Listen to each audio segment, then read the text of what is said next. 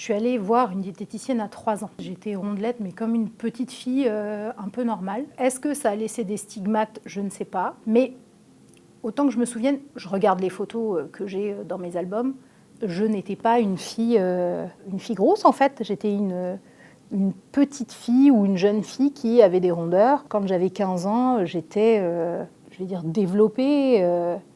Et je portais peut-être un 40 à l'époque. Et en fait, mes vrais problèmes de poids ont commencé quand j'avais 17 ans. J'ai subi une ablation de l'ovaire gauche et de la trompe gauche. Et donc à ce moment-là, on m'a découvert aussi une hypothyroïdie. Et donc ça a été crescendo à partir de ce moment-là. Mais déjà enfant, dans la cour de l'école, tu entends des t'es grosse, alors que j'étais pas grosse.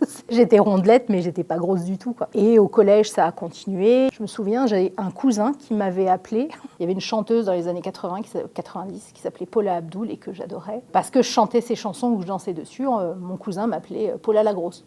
Normal. Mais oui, dès petite, j'ai senti que oui, il fallait pas que je mange ça, il fallait que je fasse attention. Il y avait déjà cette pression-là quand j'étais petite.